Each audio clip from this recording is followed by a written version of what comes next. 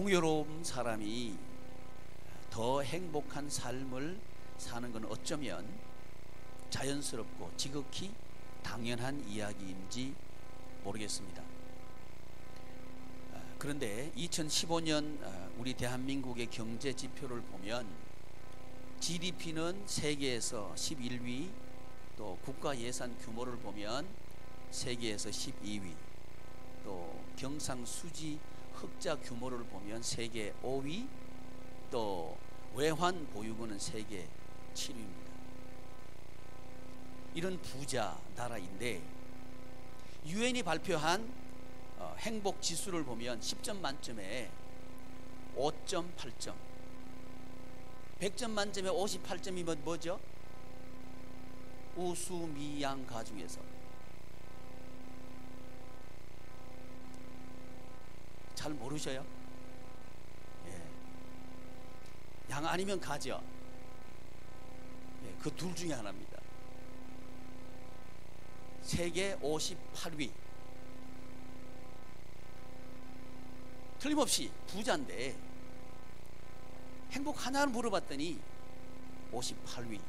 어떤 조사에서는 80등이라고 조사가 됐고 심지어 118위를 기록한 조사도 있습니다. 우리 사회는 풍요롭습니다. 그런데 풍요롭지만 지옥같이 살 수도 있다는 전형을 보여주는 예가 되고 말았습니다. 그 이유가 무엇일까요? 지위경쟁 사회라고 하는 책이 있습니다. 2016년 11월 달에 나온 책인데 이 책에서는 이렇게 진단하고 있었습니다.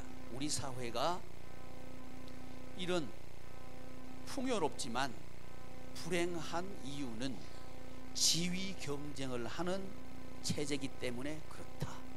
이렇게 진단을 하고 있었습니다.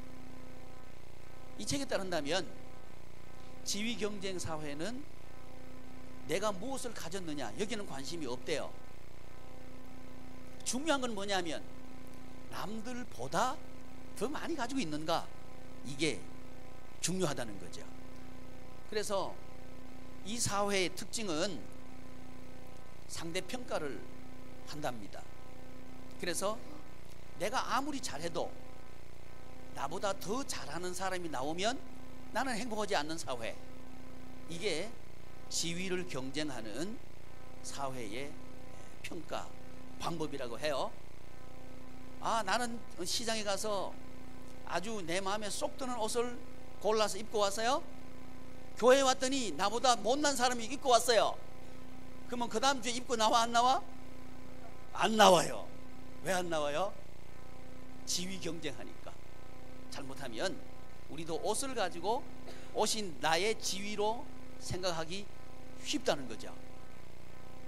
이런 체제 속에 우리가 살고 있습니다. 또 하나는 뭐냐 하면 지위 경쟁 체제를 갖추고 있는 이 사회의, 우리 사회의 특징이 뭐냐? 보상의 격차가 너무 크다는 겁니다. 그래서 잘하는 사람과 못하는 사람의 그 보상이 너무 많은 차이가 나니까 그 보상 때문에 불행하다는 거죠. 틀림없이 평균적으로 보면 세계 11등 또는 세계 5등, 세계 7등이면 우리 사회는 잘 사는 사회죠. 그런데 우리 마음속에는 난 지금 행복하지 않다는 거예요. 이유가 뭐냐? 격차가 너무 많다는 거예요. 이제 입시철인데요. 소위 서울에 있는 대학에만 들어가도 괜찮대죠? 서울대학이라 그러죠? 서울에 있는 대학만 들어가도 괜찮대요. 서울에 있는 대학 중에서 스카이만 들어가면 왔다죠? 내 말이 아니고 이분이 하는 얘기입니다. 그래서 이분이 조사한 걸 소개하면 이렇습니다.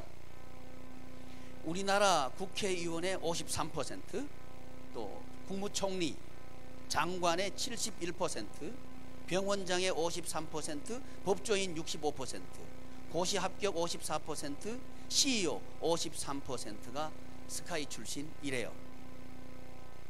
반면에 지방대학을 졸업했거나 그 외의 대학을 졸업한 사람들은 졸업을 해도 취직하기가 매우 어렵다. 그래서 사람들은 죽음의 무한 질주를 지금도 하고 있다. 이것이 이 책의 지위 경쟁 사회를 쓴 이 마강네라고 하는 사람인데, 이 사람이 왜 우리나라 사람은 저렇게 바쁘게 살아가는가 하는 걸 진단했는데, 그걸 죽음의 질주라고 이 사람은 표현하고 있어요. 죽는 질도 모르고 막 달려간다는 거예요. 왜 그럴까? 두 가지. 상대 평가를 해봤더니 나보다 내 눈앞에 좀 더 많이 가진 듯한 사람이 보이면 내가 더 앞에 가야 되는 거예요. 그 달려가는 거예요. 또 난 이만하면 제법 괜찮아 하고 생각하고는 동창회 나갔더니 남편이 자기 남편보다 5배 많이 받는데, 그러면 집에 와서 열받는 거죠. 이게 뭐라 그래, 당신은 뭐 했냐고. 이렇게 얘기하니까 또 달려갈 수밖에 없는 구조가 우리 사회의 구조라는 거죠. 이런 구조는 끊임없이 무엇을 양산하느냐 하면 스트레스를 양산한다는 거죠. 그래서 우리나라 사람들은 스트레스 안 받는 사람이 거의 없어요. 나보다 잘난 사람 봐도 스트레스 받아요. 나보다 공부 조금만 잘하면 스트레스 받아. 나보다 어느 날 차를 좀 좋은 거 가져와서 왕 스트레스 받아. 어느 날 보니까 집에 초대했는데 우리 집하고는 비교가 안 돼, 가구가. 그러니까 그 집에 안 가고 싶어. 스트레스. 이것 때문에 우리는 마음의 병이 들죠. 그리고 몸의 병이 든단 말이죠. 병원에 갔어요. 그랬더니 이유는 없어. 진단을 했는데 이유가 나오지 않아요. 근데 몸은 아파. 아프다 그래도 옆에 사람들은 인정을 안 해줘. 꾀병으로 생각하는 거예요. 그 누구만 서러워. 그것도 스트레스예요. 나만 서러운 거야. 내 옆에 사람은 있지만 사람이 없는 거, 군중 속의 고독이죠. 외로운 거예요. 또 어떤 때는 쓸쓸한 거예요. 내가 지금까지 뭐 했나 싶어요. 이런 생각이 또 스트레스가 된다 이 말이죠. 여러분, 과연 이 지위 경쟁을 하는 쳇바퀴를 어떻게 하면 멈출 수 있을까요? 우리가 지금 달려가고 있는, 그리고 스트레스를 받고 있는 이 스트레스를 어떻게 하면 딱 멈추게 할 수 있을까요? 이 질문 앞에 우리는 매일매일 서게 되는 거죠. 좀 편안하게 살고 싶다. 속 끓이면서 살지 않고 좀 마음 편안하게 살 길은 없을까? 이게 우리의 질문은 아니냐 이 말이죠. 여기에 대해서 제가 언제 한번 텔레비전을 보니까 알파고하고 바둑을 떠서 유명해진 사람 있죠. 이세돌 그 기사가 이런 얘기를 하더라고요. 포기하지 마라. 좌절하지 마라. 경쟁에서 이겨라. 이런 말은 수도 없이 들었다는 거죠. 근데 좌절할 수도 있죠. 경쟁에서 질 수도 있죠. 저도 지는데 익숙한 선수인데요 하면서 대신 이런 말을 하고 싶어요. 이 말이 우리의 마음을 좀 위로가 되는 말이죠. 괜찮아. 넌 잘하고 있어. 이렇게 말해주고 싶다는 거죠. 좀 위로가 되시나요? 그러나 이 말이 조금 지나면 차디찬 현실 앞에서 승자와 패자의 격차, 그 격차를 느끼는 순간 우리는 또다시 경쟁 속으로 밀려 들어가고 말죠.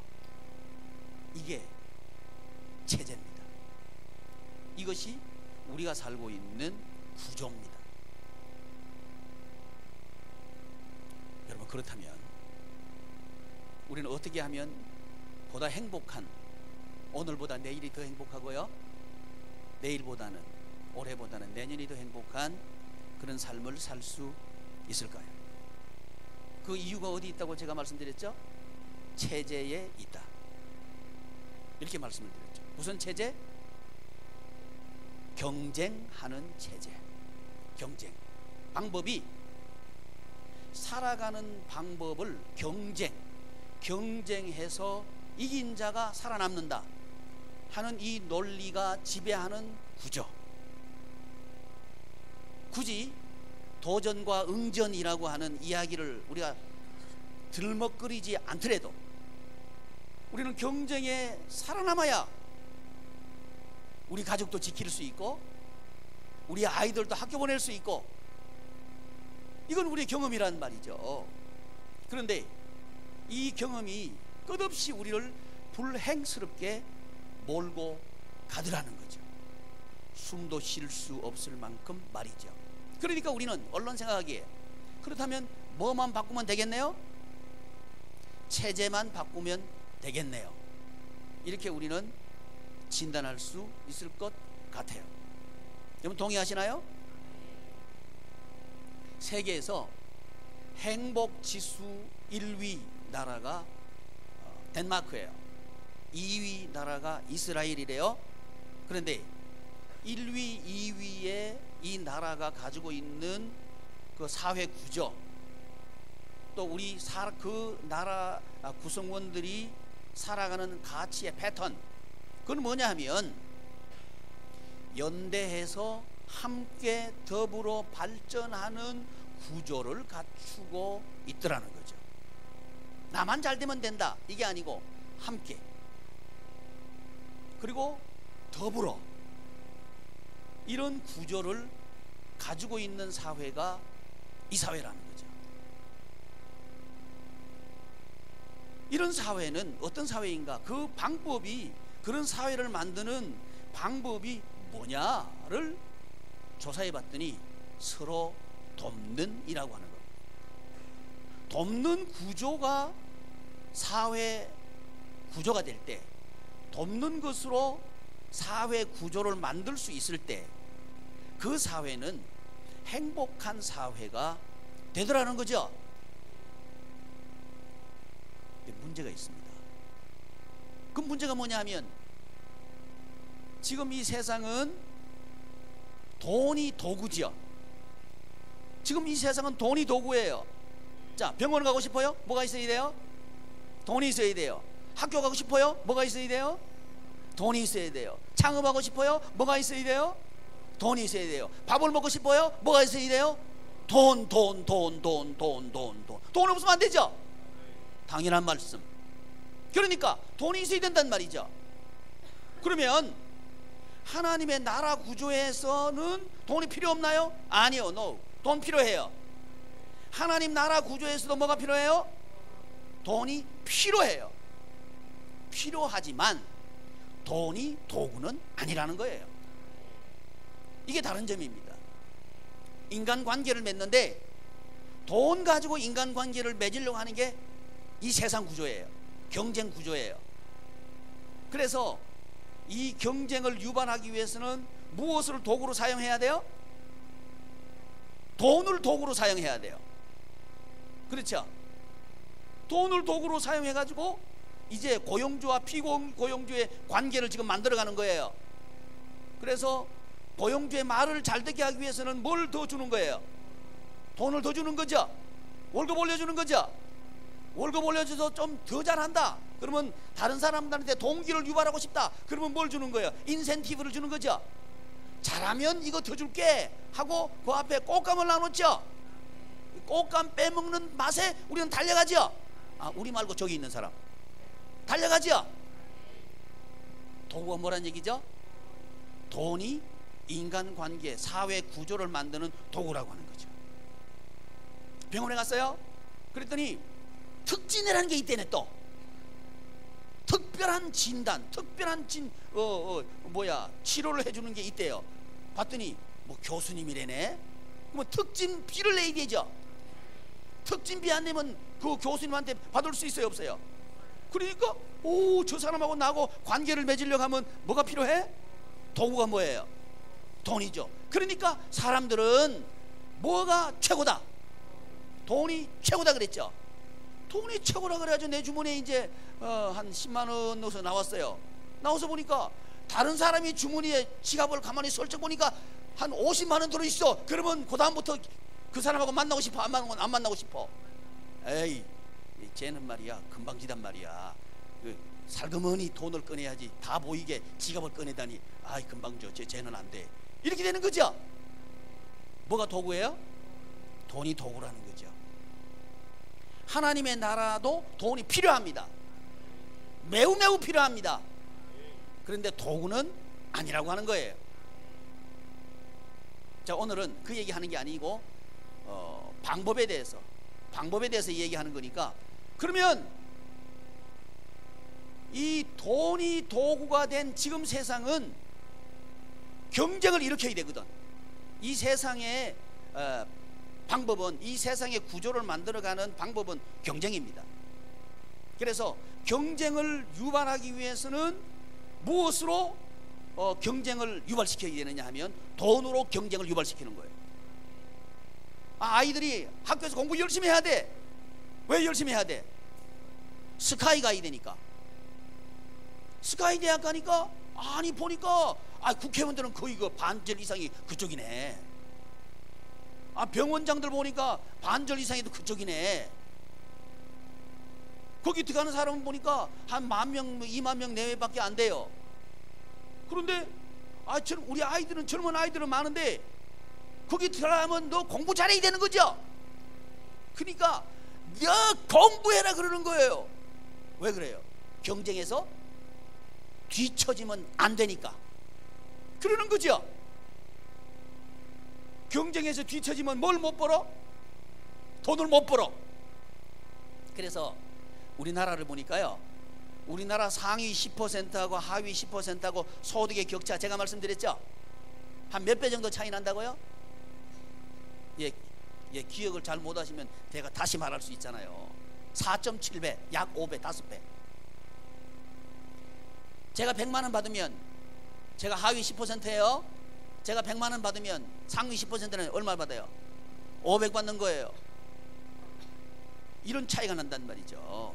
그러니까 우리 아이들한테 뭐 열심히 하라 그래야 돼? 공부 열심히 하라 그러죠. 그러면 아이들은 뭐래? 싫어. 그러면 네가 세상을 몰라서 그래. 이렇게 나오죠. 세상이 뭐예요? 100만 원과 500만 원의 차이, 그게 세상이죠. 그게 우리 사회의 구조라고 하는 거죠. 이런 구조 속에 있기 때문에 평균적으로 세계에서 10등 정도 가는 부자 나라인데 행복 지수는 60등 정도, 심지어는 118등으로 추락하는 그런 행복 지수를 가지고 있는 거예요. 그러니까 우리 대다수 국민들은 불행하다는 거예요. 여기 우리 예배드리는 우리 대부분의 성도님들도 스스로 뭐라고 생각해요? 나는 미안합니다. 전부 행복한 분들이요. 제가 하고 싶은 얘기는 뭐냐 하면 우리 이대로 살지 말자는 거죠. 멋있게 한번 살아보자는 거죠. 행복하게 살 수 있다는 거죠. 그러려고 하면 방법을 어떻게 해야 되느냐? 돕는 방법으로 사는 구조를 만들어야 된다는 거죠. 아멘. 우리 아이들에게 좀 더, 우리보다는 좀 더 나은 그 세상을 물려줍시다. 이게 최소한 좀 더 일찍 태어난 우리들의 최소한의 그 체면 아닌가요? 나이 먹었다고 자랑할 것 아니잖아요. 나이 먹었으면 나이 값을 해야죠. 그러려고 하면 우리 아이들한테 좀 더 나은 세상을 물려주자고요. 그건 어떤 세상인가? 돈으로 경쟁하는 세상이 아니고 서로 돕는 그 세상을 만들어서 물려주자는 거죠. 그런데 이 일은 누구는 못한다? 인간은 못한다. 이게 역사적인 증거입니다. 그러나 한편 성경에 보면 그런 역사 속에서 멋진 인생을 살아낸 이런 돕는 체제, 돕는 방법으로 멋있는 세상을 만들어낸 사람들이 있더라는 거죠. 그 이야기가 바로 성경의 이야기입니다. 성경의 내용이 바로 그 이야기들이 기록되어 있는 거예요. 그래서 성경에서는 그런 체제를 뭐라 그러느냐? 생명체제라고 말하고 있더라는 거죠. 무슨 체제? 생명체제. 살만 나는 체제 말이죠. 살아있는 구조 말이죠. 그렇게 말하고 있더라는 거죠. 이 생명의 체제를 만드는 방법이 뭐냐 봤더니 서로 돕는 거라는 거예요. 서로 돕는 거. 그래서 어떤 그 동물병원 원장이 책을 하나 냈어요.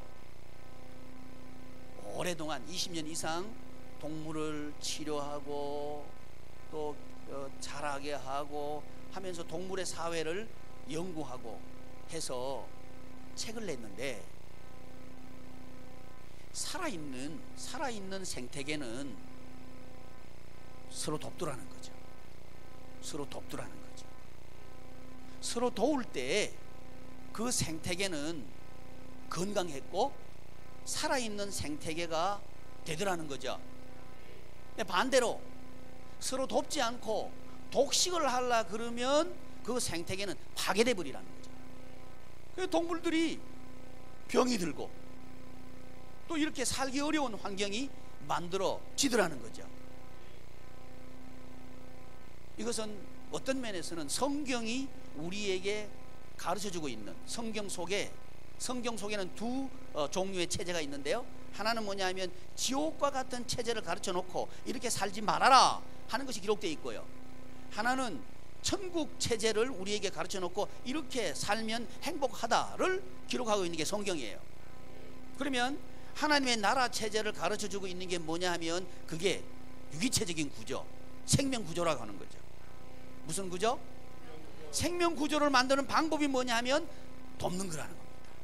도울 때 생명의 생태계가 조성되더라고 하는 거죠. 이건 사회도, 인간 사회도 마찬가지라는 겁니다. 인간 사회도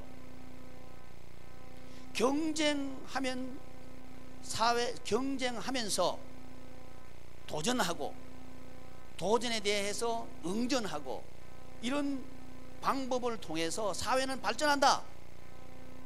거기서 살아남기 위해서는 강해야 하고 강한 자는 존재할 것이고 약자는 도태할 것이다 하는 이 논리가 이 세상을 지배하고 있는 거죠.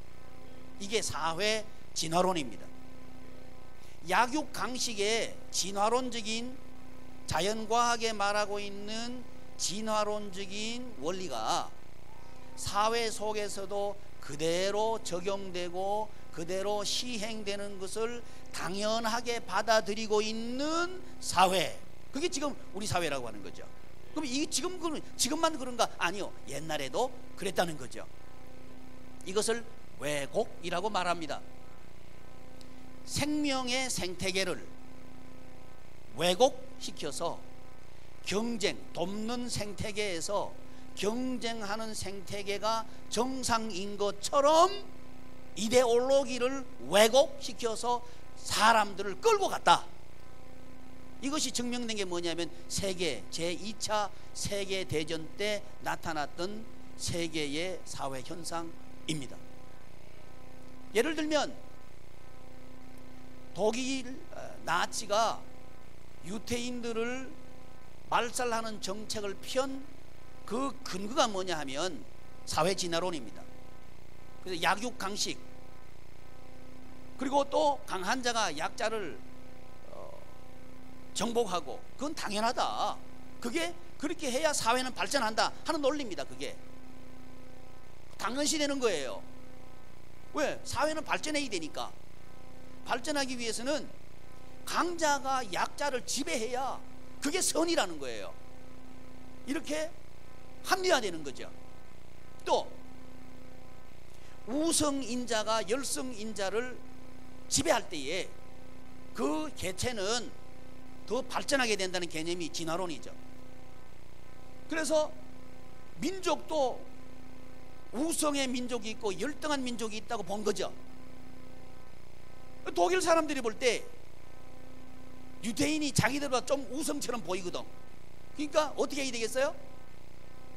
그 민족 자체를 없애버려야 되는 거예요. 그래서 나치가 쓴 정책이 유대인 말살 정책이에요. 그걸 선이라고 본 거예요. 거기에 사람들이 열광해가지고 나치한테 인사할 때 뭐라 그래요? 그렇게 하는 거예요. 그 좋다는 거지. 왜? 그 이데올로기가요, 그 이데올로기가 지배해버리면 악인데 선으로 바뀌어버려요. 그러니까 아니 사람이 사람을 죽이는 건 악이죠. 그런데 사회 발전을 위해서는 우성이 열성을 지배하는 게 그래야 발전한다는 거지. 맞죠? 그럴듯하잖아, 그죠? 그럴듯한 거, 그게 지배했단 말이죠. 일본이 우리나라를 지배할 때도, 침탈할 때도, 그리고 우리나라를 자기 나라에 복속시킬 때도 동일한 원리가 적용됐습니다. 자기들 민족은 우성하다는 거죠. 우리 대한민국 한민족은 열등하다는 거죠. 그래서 우성한 일본 그 사람들이 한민족을 침탈해가지고 합병시키는 것은 선이라는 거예요. 그 논리에 근거를 하고 합병한 겁니다. 그게 이용된 거예요. 무엇이? 왜곡이. 무슨 왜곡이? 서로 도울 때에 생명의 생태계가 조성된다 하는 이게 진리인데, 이걸 거짓말로 만든 거예요. 왜곡시켜가지고. 서로 돕는 게 아니고 경쟁해야 사회는 발전한다, 요렇게 왜곡시켰단 말이죠. 왜곡시켜가지고 사람들을 끌고 간 게 역사란 말입니다. 그런데 그 역사는 지금도 계속되고 있다는 게 문제입니다. 그래서 우리는 이 역사를 그러면 어떻게 할 건가? 사람들로서는 안 된다는 거예요. 성경에 보니까 이 생태계를 생명의 생태계, 사망의 구조에서 생명의 구조로 바꾸어서 살았던 사람들이 있더라는 거죠. 성경에만 그 사람들이 나와요. 그래서 우리는 성경에서 가르쳐주고 있는 그 대안을 이 시간 우리가 살펴보려고 하는 거죠. 그 사람들을 보면, 예를 들면 아브라함과 같은 사람입니다. 이 아브라함, 이 사람은 어떤 사람이냐 하면 메소포타미아 그 문명 지역에 유브라테스 강하고 티그리스 강 사이에 거기에 살았던 사람입니다. 매우 부유한 지역에 살았던 사람이죠. 그 당시에 고대 문명 시대에 그 지역보다 잘 사는 동네가 없었어요. 가장 잘 사는 지역에 부를 누리면서 살았던 사람이 아브라함입니다. 근데 우리 하나님께서는 그 아브라함을 그 메소포타미아 지역, 성경에서는 갈대아 우르라고 나왔습니다. 갈대아 우르에서 나오라 그러는 거예요. 불러내시면서 너의 본토, 친척, 아비집을 떠나라, 이렇게 말씀하시는 거예요. 저는 이 성경을 읽으면서 그 이유가 궁금해졌습니다. 아니, 이렇게 잘 사는 지역에 살면 그냥 그대로 살도록 주실 것이지 왜 나오라 그러시는가? 이유가 궁금해졌어요. 그 이유가 뭐냐 하면 그 메소포타미아 지역 그 문명의 핵심은, 방법이 뭐냐? 경쟁입니다. 경쟁을 통해서 부를 축적하는, 소유하게 되는 구조가 그 구조라는 거죠. 그 구조는 생명의 구조가 아니고 불행의 구조라는 거죠. 그래서 우리 하나님께서는 생명의 구조를 만들기를 원하셨고, 그 구조를 만들도록 하기 위해서 아브라함을 나오라 한 거예요. 여기서 우리 한 가지 깨닫습니다. 사랑하는 지체 여러분, 아브라함을 불러내신 하나님께서는 우리를 보고도 나오라고 하십니다. 이게 첫 번째 우리에게 하시는 하나님의 말씀입니다. 그 경쟁 체제에서 나올 수 있기를 바랍니다. 나왔는데 아브라함이 와서 보니까 나오긴 나왔는데, 지금 교회 나오셨어요? 나왔는데 아브라함이 만난 건 뭐냐 하면 기근을 만나버린 거예요. 여러분, 가난한 사람이 가난을 만난 건 별 문제가 안 돼요. 근데 부자가 가난을 만나는 건 정말 살기 어려워요. 저는 부자가 뭔지는 잘 모릅니다. 부자가 안 돼봤으니까. 그러나 최소한 아는 건 있습니다. 차 있다가 없는 건 무척 불편하다, 이건 압니다. 또 무엇인가 먹을 것이 있다가 배가 고픈 것이 얼마나 비참한가, 그것도 압니다. 아마 그거 아닐까요? 그렇겠죠. 아브라함이 교회 나왔는데 배고픈 거예요. 그것도 견딜만한 배고픔이 아니고 죽을 만큼 배고픈 일을 아브라함이 만난 거예요. 여러분, 이 부분에서 우리는 좀 멈춰 서 있기를 바라는 거죠. 저는 이 설교를 준비하면서요, 무척 많이 아팠습니다. 왜냐하면 우리 지체들이 생각이 나서 그랬어요. 하나님, 우리 지체들 새로운 체제로 옮겨가게 해주세요. 하나님, 더 이상 아파하지 않도록 하나님 이 말씀을 통해서 깨닫도록 성령님 오셔서 역사해 주십시오. 너 참 오래 머물러 있었네요. 기근 만난 사랑하는 지체 여러분, 갑자기 부도를 만난 지체 여러분, 그리고 병들어서 아파하는 지체 여러분, 사람들로부터 외면당해서 고통당하는 지체 여러분, 우리가 더 지금보다 더 행복하게, 더 복되게 사는 길은 과연 있을까요? 이 질문 우리 스스로 하는 거잖아요. 길은 있는 거야? 내 인생 더 아름답게 멋지게 사는 그런 길은 과연 있는 거야, 없는 거야? 이게 우리의 고민이 아닌가, 이 말이죠. 제가 이 고민 앞에 오래 서 있었습니다. 그때 하나님께서 아브라함을 제게 보여주셨어요. 그러면서 아브라함의 기근을 말하게 하시는 거예요. 교회 나왔는데도 아브라함은 기근을 만났어요. 여기서 놀라운 거 우리 하나 기억합시다. 왜 기근을 만나게 하셨을까요? 하는 겁니다. 왜? 하나님께서 아브라함을 싫어하실까요? 아니요. 하나님께 능력이 없으실까요? 아니요. 그러면 왜 하나님께서는 아브라함에게 그 절박한 기근을 만나게 했을까요? 그것은 우리가 지금 만나고 있는 아픔과 아픔에 대한 이유를 묻는 질문과 같습니다. 왜일까요? 아브라함은 그 질문 가운데서 해답을 하나 찾습니다. 기근은 내 스스로 해결할 수 있는 게 아니구나 하는 걸 깨닫습니다. 인생의 기근, 경쟁 속에서 이긴 자가 살아남는다. 그래, 내가 이겨야지 해가지고 노력도 해봤다는 거죠. 그래, 내 아이, 내가 지금 겪고 있는 이 가난한 거 물려줘서는 안 되지, 공부시켜봤다는 거죠. 그런데 그 노력이 전혀 효과 없이 물거품이 된 것이 오늘 우리의 아픔이 아니냐, 이 말이에요. 그러니까 우리는 묻는 거예요. 길은 과연 있는가? 이걸 묻는 거죠. 그때 아브라함의 대답이 뭐냐? 길이 있다는 거예요. 어떻게? 인간은 안 되지만 하나님은 하신다. 이게 하나님의 대답입니다. 중심을 바꾸라는 거죠. 우리의 마음을 바꾸면 우리의 체제는 바뀌어집니다. 여전히 세상은 그대로 있을 거예요. 근데 우리의 마음이 바뀌면 이미 체제는 바뀌어집니다. 이게 아브라함에게서 만난 첫 번째 대안입니다. 중심을 바꾸십시오. 체제 바꾸는데 첫 번째 제가 중심을 말씀드렸죠. 하나는 하나님 중심, 하나는 자기 중심, 세상 중심. 이 두 가지입니다. 우리가 살아가는 이 세상은 중심은 딱 두 가지밖에 없습니다. 하나님 중심으로 살 것인가, 아니면 나의 중심으로 살 것인가, 두 가지밖에는 없습니다. 근데 아브라함이 기근을 만난 이유는 뭐냐? 중심을 바꾼 바꾸라고 하는 거죠.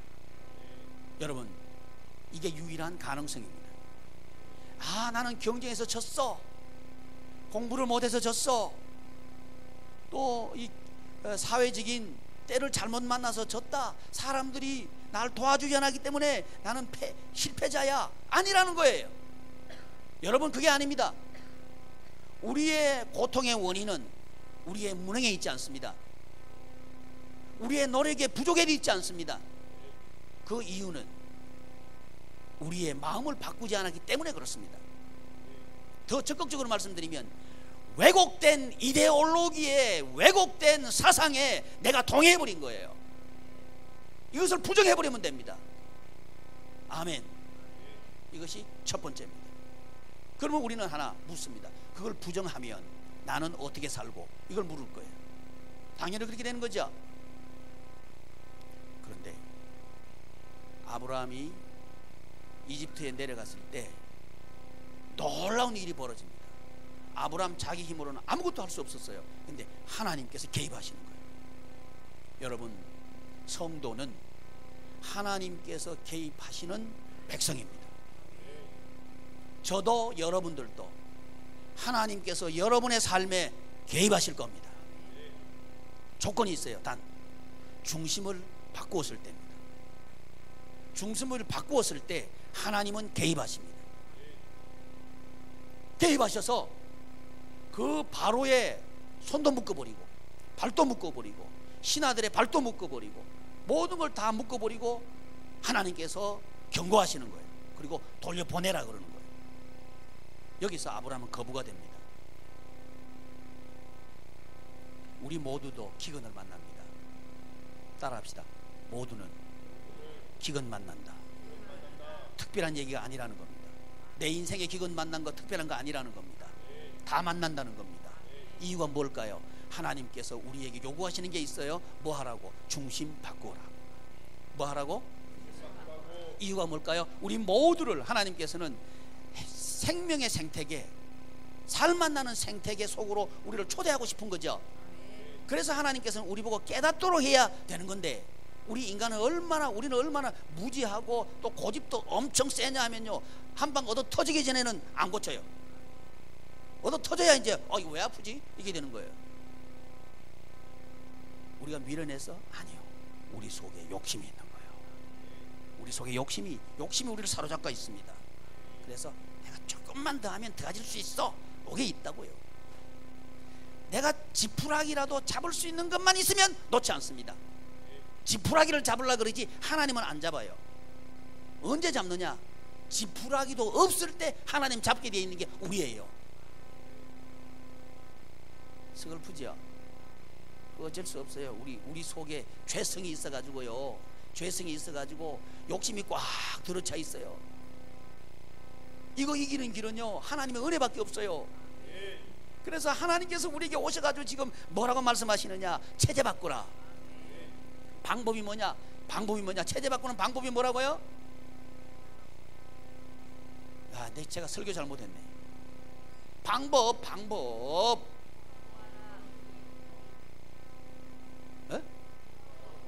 돕는 거 할렐루야, 감사합니다. 그게 나와야지. 도우면 우리는 하나님의 중심을 배우게 되는 거예요. 내 자식만 잘 되면 안 돼요. 같이 잘 되는 길이 있어요. 나만 잘 되면 안 돼요. 같이 잘 되는 길이 있어요. 우리 교회만 잘 되면 안 돼요. 같이 되는 길이 있어요. 우리나라만 잘 되면 안 돼요. 같이 잘 사는 길이 있어요. 그게 같이 사는 길이에요. 윈. 그건 뭐냐? 어떻게 하면 되느냐? 서로 도울 때. 이게 아니면 나만 특별 대우해줘. 그래서 우리 사회에 이렇게 된 거죠. 특별 대우를 특별한 사람 되는 양 착각하는 거예요. 착각은 자유예요. 근데 특별히 불행해질 거예요. 아닙니다. 나눌 때 행복해집니다. 나눌 때 우리 모두는 좋아집니다. 그래서 아브라함 보고 하나님께서 뭘 하라 그러시느냐 하면, 나누는 구조를 만들어라 하고 일거리를 줘요. 그게 뭐냐면 교육입니다. 교육. 서로 돕는 구조를 만드는 일거리를 주시는데 교육하라고 하는 거예요. 그게 뭐냐면 하나님 말씀으로 자녀를 양육해라 입니다. 사랑하는 교우 여러분, 하나님의 말씀으로 우리 자녀를 양육합시다. 그럴 때에 부모와 자녀는 서로 돕게 될 겁니다. 그럴 때 부모와 자녀는 하나가 될 겁니다. 유일한 길입니다. 돈이 들어가면 부모와 자녀는 멀어질 거고 멀어질 거고 끊어질 거고 원수 될 거예요. 살면 살수록 그렇게 될 거예요. 그러나 서로 돕는 이 법을 가르치는 교육을 하면 부모님이 교사가 되고 자녀가 학생이 되면 이 구조 속에서 이미 부모와 자녀는 하나가 됩니다. 하나 되어서 서로 도울 때에 어디까지 가느냐 하면 아버지는 자녀 위해서 생명까지 주고 싶고 자녀는 아버지 위해서 생명까지 드리고 싶은 이 관계까지 갑니다. 이게 생명의 생태계입니다. 살만 나는 생태계죠. 우리가 나이가 많아요. 힘이 없어요. 기력이 없어요. 듣지도 못해요. 걸어가지도 못해요. 그런데 건강한 우리의 자녀가 아버지, 어머니 걱정하지 마세요. 제가요 끝까지 책임질게요. 생명까지 드릴게요. 살만 나는 거죠. 근데 보이지 않고 들리지 않고 걷지 못해. 그런데 전화해도 안 받아, 와라 해도 안 와. 그럼 서글프죠. 살맛이 안 난다는 거예요. 여러분, 살맛 나는 생태계, 이것은 우리가 부모님과, 가정에서 말하면 부모님과 자녀가 연결되는 그 일을 해야 된다는 거죠. 그 구조를 만드는 게 뭐냐면 교육이라는 거예요. 하나님께서 우리 가르쳐주는 방법이 교육입니다. 어떤 교육? 하나 되게 하는 구조를 만드는 교육을 하라고 하는 거예요. 근데 이 교육을 하라고 할 때 그 상황이 아브라함 집에는 자식이 없어요. 자식도 없는데 우리 하나님께서 아브라함 보고 자식 가르치라고 하는 거예요. 말이 돼요? 상황적으로 말이 안 되는 거예요. 아브라함 나이가 자꾸 들어가요. 100세 정도 됐어요. 이제 가능성이 사라졌어요. 그때서야 아들 주시는 거예요. 뭘 말할까요? 하나님이 주인이다. 하나님 중심을 끝까지 하나님은 훈련시키고 계시는 거예요. 왜요? 이 생태계 만들어주고 싶은 거죠. 생명의 생태계. 여러분, 그래서 지금 우리 한국 사회를 고칠 수 있는 유일한 대안은 교회입니다. 교회만이 이 일을 할 수 있습니다. 우리 교회가 이 생명의 생태계를 만듭시다. 바로 여러분이 할 수 있습니다. 나는 지금 직장도 없는데요. 나는 지금 부도가 났는데요. 나는 지금 월급도 못 받는데요. 우리 집은 가난한데요. 나는 배우지도 못했는데요. 나는 병들었는데요. 나는 늙었는데요. 나는 아무것도 못하는데요. 여러분, 아브라함, 그는 방랑자입니다. 본토 친척 아비 집을 떠나는 순간 그에게는 아무것도 없는 존재입니다. 아무것도 없는 사람이에요. 근데 아무것도 없는 그 아브라함을 통해 가지고 하나님께서 생명의 생태계를 만드셨어요. 최소한 우리는 아브라함보다 많이 가졌잖아요. 그렇다면 우리는 넉넉히 할 수 있습니다. 사랑하는 교우 여러분, 우리는 넉넉히 할 수 있습니다. 이 생명의 생태계 넉넉히 만들 수 있습니다. 바로 그 주인공이 되시기를 축복합니다. 기도하겠습니다. 존귀하신 하나님,